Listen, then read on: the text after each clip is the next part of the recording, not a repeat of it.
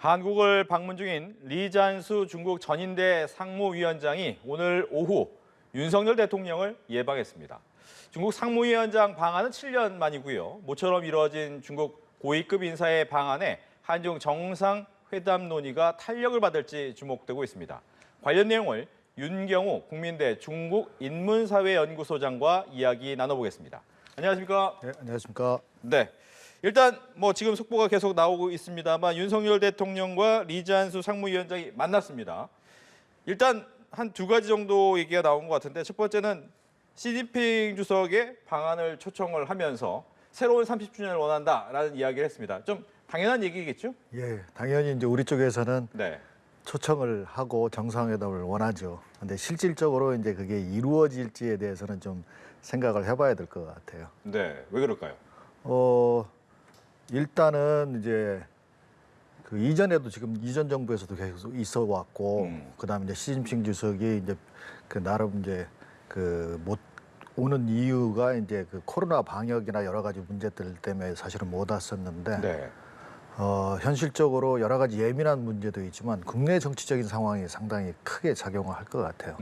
다음 달에 24 당대회가 있는데 그때는 3년임뿐만 아니라 7명의 상무위원, 정치국원 전체 지도부에 대한 그 교체가 이루어지는 시기이고, 그다음에 향후 5년 동안의 정책에 대해서 발표도 하고 그 비전을 제시해야 되기 때문에 국내 일정이 엄청나게 바쁩니다, 사실은. 네. 현실적으로도 사실 가능하지도 못하죠. 알겠습니다. 지난 8월이 30주년이었기 때문에 아마 그 근방에 왔으면 좋겠다라는 생각을 많이 했을 텐데 말씀하신 것처럼 쉽지는 않아 보이는데 보니까 이번에 우크라이나 또 갔단 말이죠. 시진핑 그렇죠. 주석이. 네. 그렇지만 앞으로 한 달이 바쁘기 때문에 안 올 거다. 그러니까 우크라이나 간 거는 네. 향후의 일정이 바쁘기 때문에 네. 갈 수 있는 딱 일정이 지금밖에 안 나오는 것 같아요. 우선순위가 이제 그쪽이 먼저 우크라이나 사태가 심각하니까. 그리고 리잔스 상무위원장을 보낸 거는 오히려 본인이 못 와서 그 대체하는 그러면서 이제 대규모의 이제 방한 그 수행단을 보내면서 그 성의를 좀 보이고 한국을 좀 관리하는데 중시한다는 메시지를 전달하는 모습이 아닐까 그렇게 추측을 합니다. 알겠습니다. 이렇게 해서 이게 방안을 초청하면서 30주년의 새로운 이야기를 한 것은 당연한 얘기가 나왔다라고 볼 수 있는데 또 한 가지 눈에 띄는 것이 이제 사드 부분입니다. 김진표 국회의장과의 대화에서도 사드 얘기가 잠깐 나오긴 했지만 오늘 같은 경우에도 사드가 한중관계에 걸림돌이 되면 안 된다라는 것이 윤석열 대통령의 이야기였는데 여기에 대해서는 또 리잔수 상무위원은 긴밀한 소통이 필요하다라는 얘기를 한 걸 보면 분위기는 좀 그게 좋은 것 같진 않아요. 서로 할 수 있는 얘기를 한 것 같아요. 네. 기존의 주장을 사실상 그러니까 지금 언론에 나오는 거는 이제 그 몇 개 키워드 중심의 단어만 가지고 단어만 나오지만 구체적인 거는 그 삼불일안 같은 이런 얘기들 하면서 좀 얘기를 서로가 나누지 않았었겠어요. 그렇지만 이제 기존의 자기들의 입장들을 계속해서 반복해서 주장하면서 서로가 자극하지 않는 선에서 그 말이나 단어나 표현들은 좀 자제하지 않았을까. 이런 정도 수준이지 크게 그 자체가 어떤 그 변화가 있을 것 같지는 않습니다. 예, 말씀하신 것처럼 큰 변화는 없다라고 생각은 하지만 문재인 정부와 윤석열 정부의 기조, 사드에 대한 기조가 조금 바뀌지 않았습니까? 여기에 대해서 중국은 어떻게 보고 있을까요?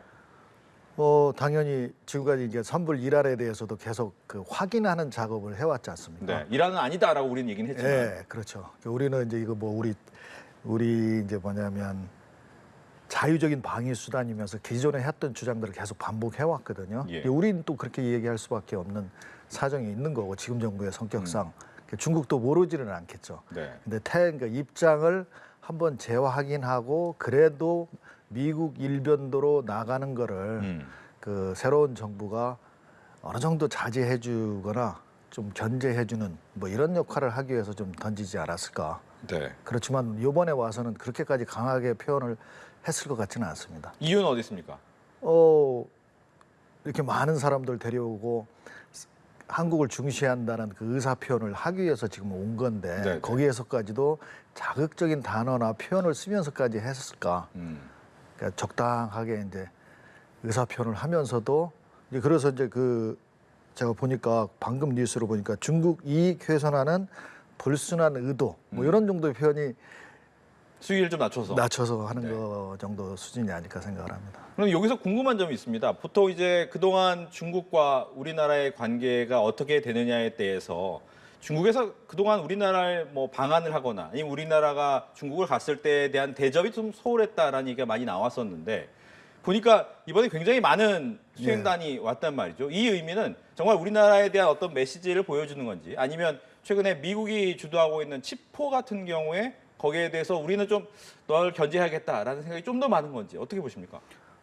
상당히 그 문제에서는 의미가 있는 것 같아요. 이번에. 네. 그러니까 지난번에 이제 박병석 의장이 이제 그 북경 올림픽 때 이제 답방하는 차원에서 하는데 그 이상의 수준의 모습을 보여줬거든요. 그렇죠. 하나 우리가 좀 기억할 필요가 있는 게 2018년에 네. 북한이 이제 그 정권 수립 70주년을 맞았을 때도 리잔수 위원장이 갔었거든요. 그때는 이제 김여정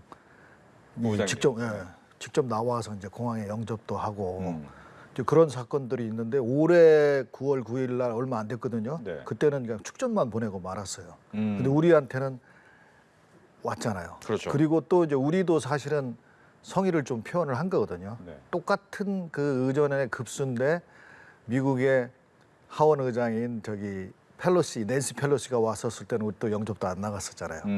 근데 이제 중국에서도 성의를 보이고 우리 쪽에서 어느 정도 성의를 보이고 그랬기 때문에 네. 우리 쪽에서는 중국 달래기에 어느 정도 그 의사를 표현을 했고 중국에서도 30주년을 기해서 그 침체 상태에 있는 저기를 조금 어느 정도 회복하고 최소한 현상 유지는 하고자 하는 의도가 읽히지 않나 네. 이렇게 생각합니다. 알겠습니다. 그 중에 제가 뭐 같은 질문을 했던 이유가 이제 LG 사이언스 파크를 이제 오늘 오전에 갔단 말이죠. 예. 이런 부분이 이제 과거에 바이든 대통령이 평택 반도체 공장을 직접 갔던 모습과 좀 겹쳐지면서 이 부분을 우리나라의 반도체에 대해서 어느 정도 힘겨루기가 시작된 것은 아닌가라는 생각도 들거든요.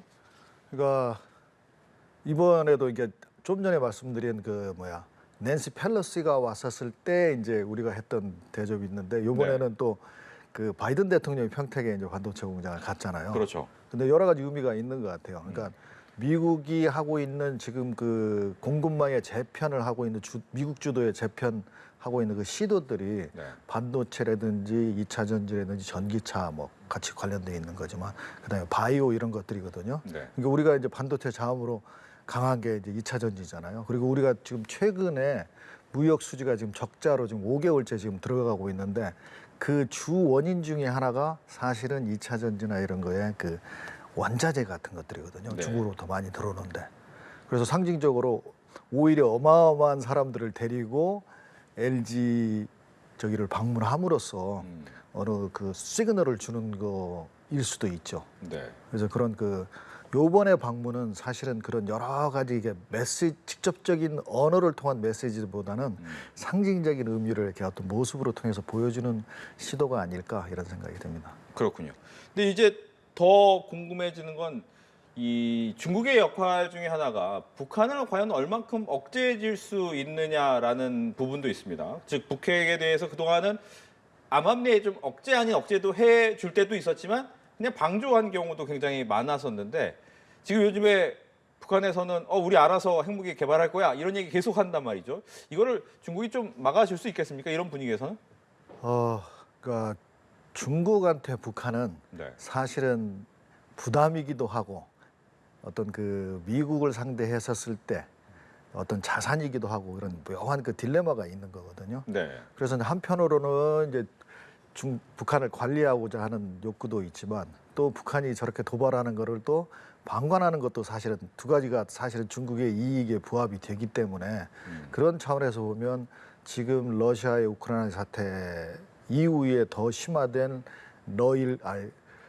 중국과 러시아 그다음에 미국과 서구의 어떤 그 편가르기가 지금 상당히 심화되고 있는데 이 상황에서는 북한을 효율적으로 관리하는 그 어떤 그 의도나 이런 것들이 쉽게 나올까 이런 생각은 듭니다. 그렇군요. 그럼 이제 궁금한 것이 말씀하신 것처럼 이제 다음 달쯤 되면 시진핑 주석의 3연임이 확정이 되지 않을까 생각이 되는데 일각에서는 과연 되겠느냐? 물론 될 가능성이 가장 높다라는 얘기 많이 나오지만 어떻게 예상하십니까?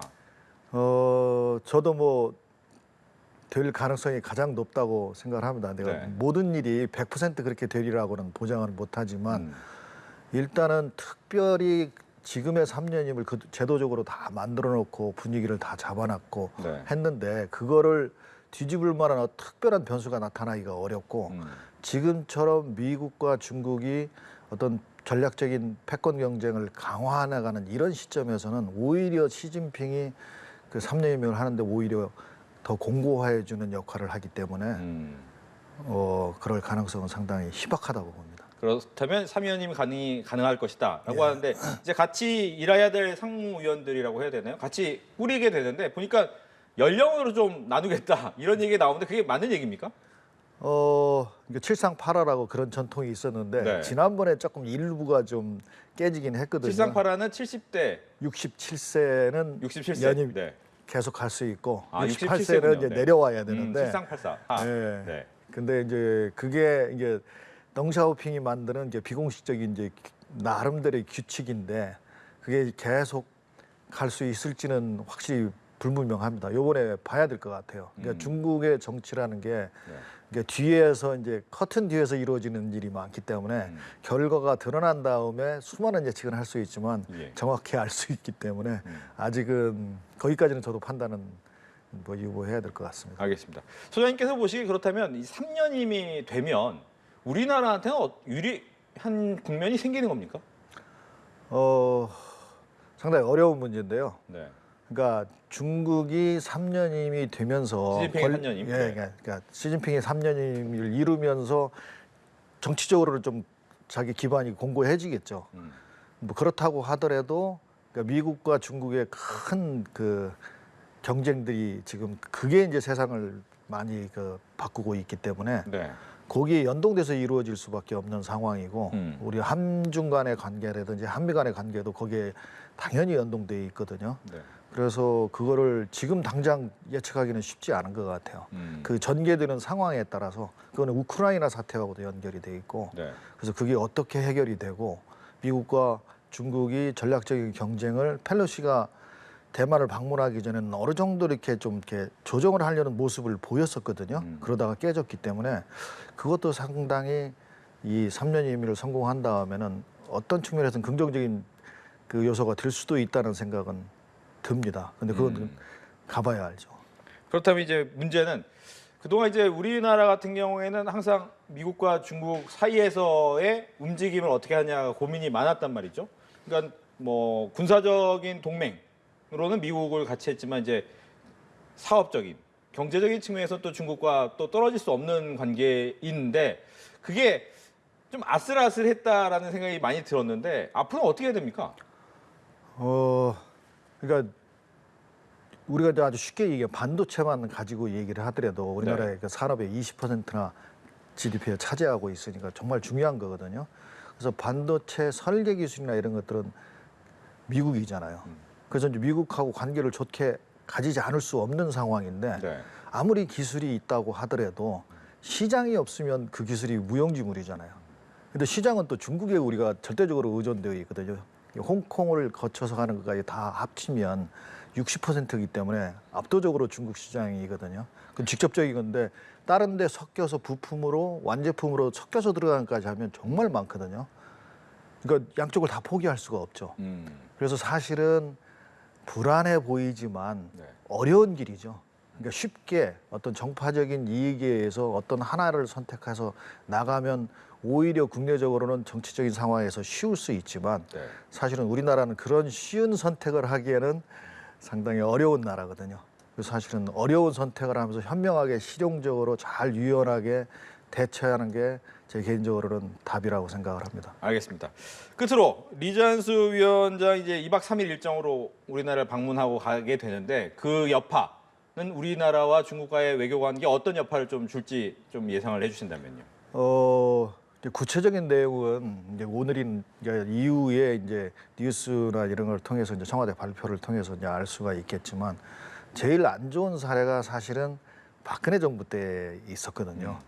그래서 이제 전승절 기념일에 우리가 갔었죠. 천안함 막루에 올라가서 그 정말 친밀한 관계를 보여줬고 그게 또 미국을 자극을 했고 또 이제 그 다음에는 이제 사드를 배치함으로써도 중국을 자극하고 그러는 거거든요.